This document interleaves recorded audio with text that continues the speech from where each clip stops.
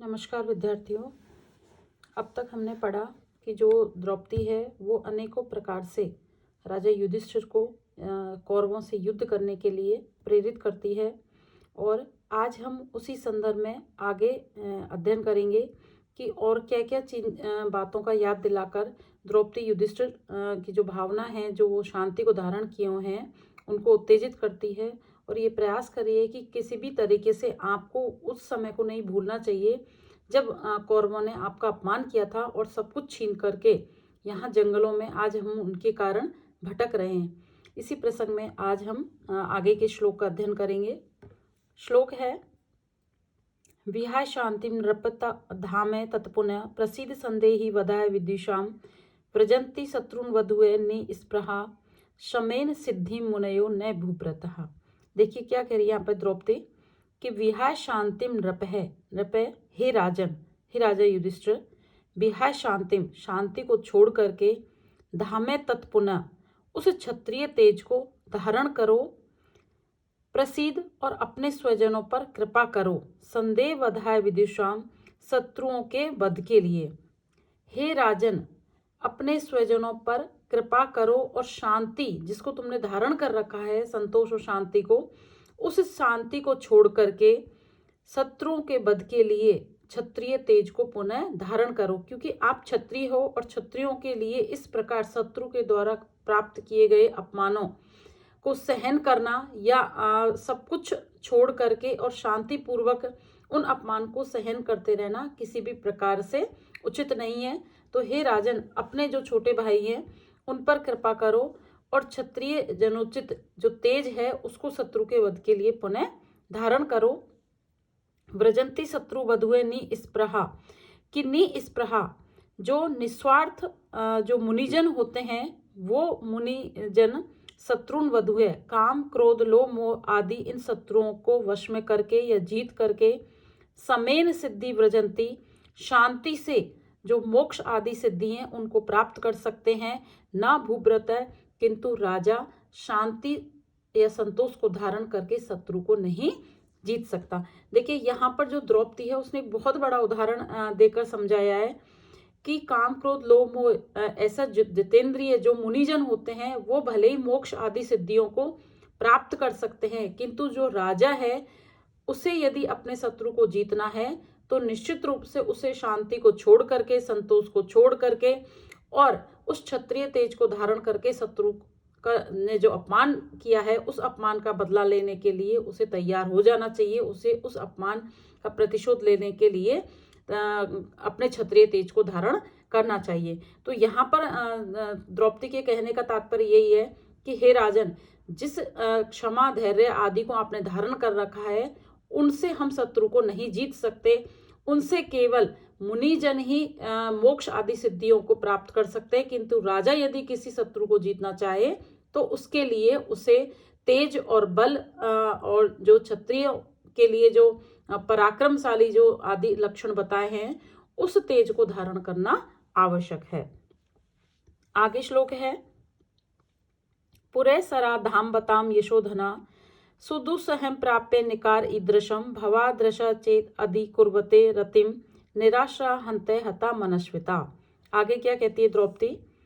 कि पुरे सरा धाम बताम, धाम बताम जो तेजस्वी हैं, शत्रु के अपमान को कभी सहन नहीं करते हैं, ऐसे तेजस्वियों में पुरा सरा तुम अग्रगामी हो। यशोधना यश या सम्मान ही जिनका धन है, ऐसे आपके लिए ईदृशम सुदुसह प्राप्य निकारे, इस प्रकार शत्रु के द्वारा प्राप्त किए हुए अपमान को सहन करना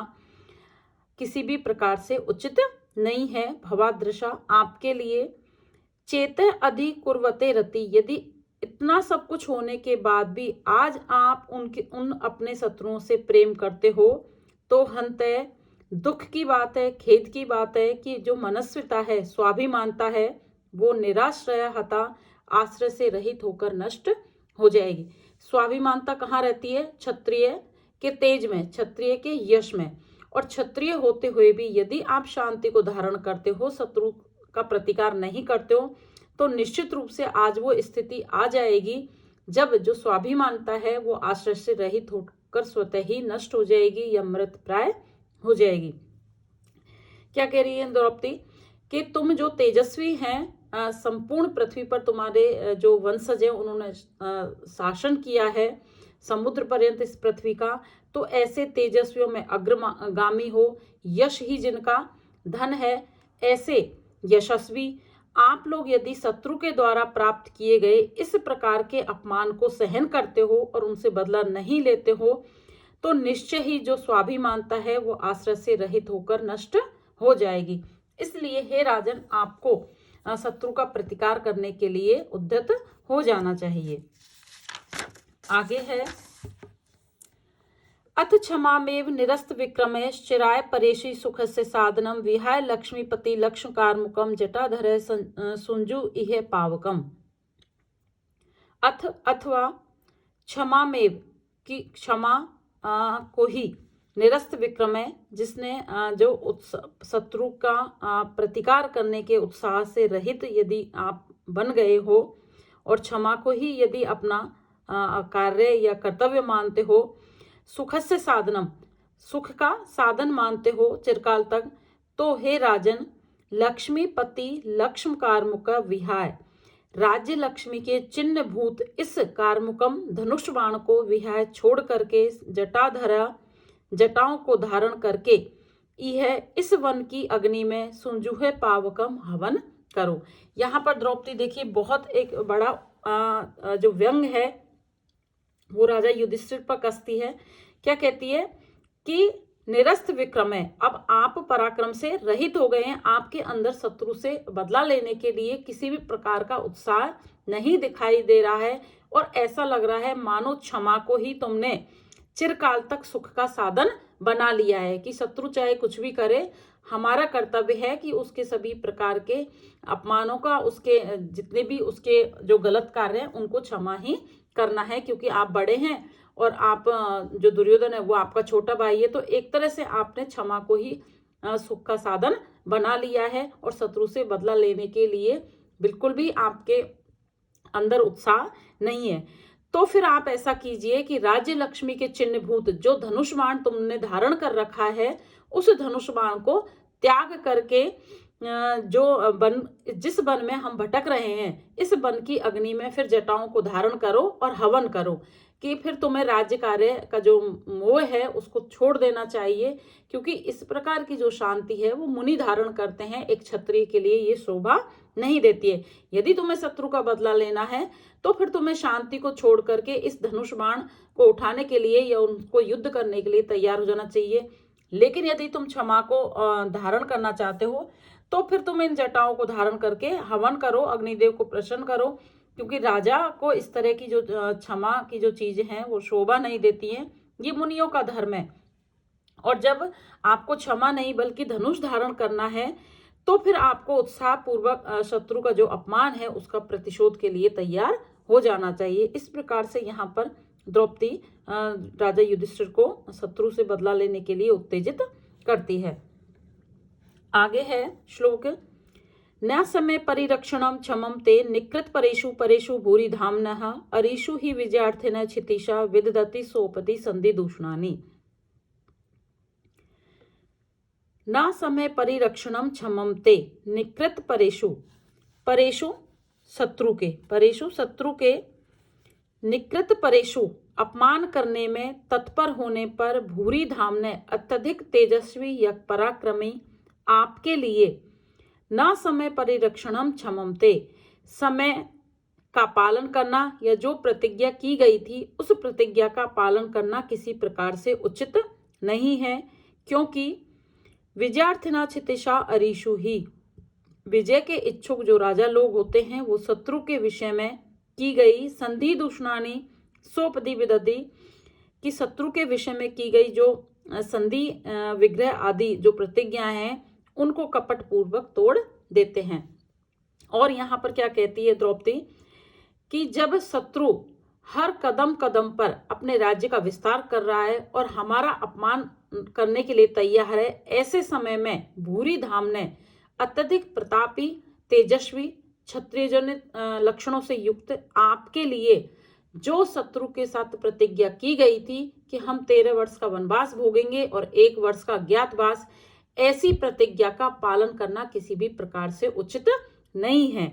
क्योंकि विजय का इच्छुक जो राजा लोग होता है वो शत्रु के विषय में चाहे कितनी ही प्रतिज्ञाएं करें, लेकिन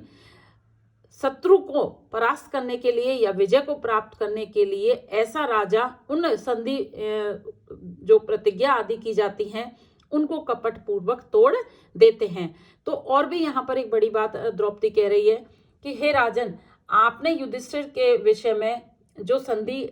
जो समय का प्रतिरक्षण करने की जो प्रतिज्ञा की गई थी, उस प्रतिज्ञा का पालन करना आपके लिए उचित नहीं है कि हम 13 वर्ष तक वन में भटकेंगे और उसके बाद अज्ञान। यदि तुम शत्रु को जीतना चाहते हो, विजय प्राप्त करना चाहते हो, अपने अपमान का बदला लेना चाहते हो, तो तुम्हें ऐसे प्रयास करने चाहिए कि हम बीच में ही उस जो प्रतिज्ञा की गई थी उसको कपट पूर्वक तोड़ दें और शत्रु पर विजय को प्राप्त कर ले। इस प्रकार यहाँ किरातार्जुनीयम के प्रथम सर्ग में